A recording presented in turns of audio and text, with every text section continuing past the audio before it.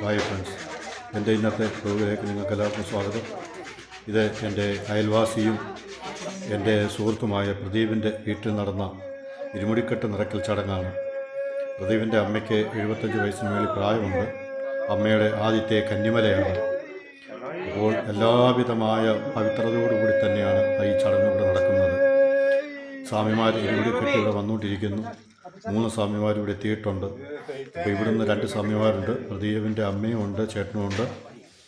അമ്മ കന്നിമല ആയതുകൊണ്ട് അമ്മ കറുപ്പ് കച്ചയും ശരവും അപ്പാച്ചി വീട്ടിലേറിയാൾ അരിയുണ്ടയും എല്ലാമായ പരമ്പരാഗതമായ രീതിയിലുള്ള ആ ചടങ്ങോടുകൂടി തന്നെയാണ് അമ്മ ഇവിടുന്ന് കന്നിമല ചവിട്ടാൻ പോകുന്നത്.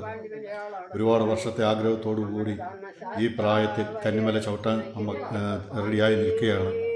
അത്ര പവിത്രമായ ഈ രീതിയിലുള്ള ഇരുമുടിക്കെട്ട് നിറയ്ക്കൽ നമ്മുടെ തെക്കൻ തിരുവിതാംകൂറിലോട്ടൊക്കെ നമുക്ക് വളരെ അപൂർവമായിട്ടേ കാണാൻ സാധിക്കുകയുള്ളൂ.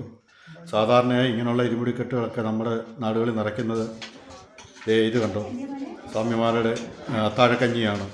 ഇത് അമ്മമാരാണ് വിളമ്പിക്കൊടുത്ത് ഇരുമുടി പിടിച്ച് തറയിൽ നിറച്ച് സ്വാമിമാരെ വിടുന്നത്.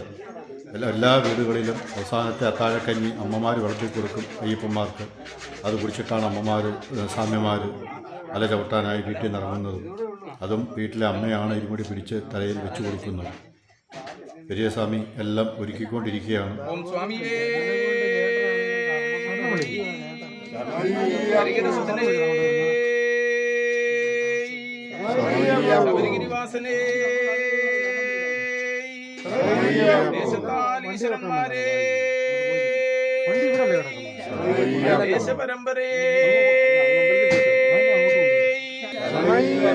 ഗണപതി ഭഗവാനേ,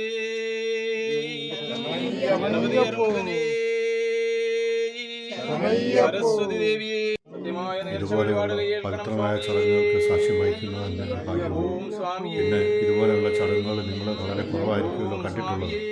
കാരണം ഇപ്പോഴൊക്കെ നമ്മുടെ വീടുകളിൽ നിലവിളക്ക് കത്തിച്ച് വെച്ച് അവിടെ വെച്ച് 1, 2, 3, 4 ദിവസത്തെ സാധാരണയായി കണ്ടുവരുന്ന കാര്യം ഞാൻ പറയുകയാണ്. അല്ലാതെ 41 ദിവസത്തെയും വ്രതമെടുത്ത് പോകുന്ന അയ്യപ്പന്മാരുണ്ട്.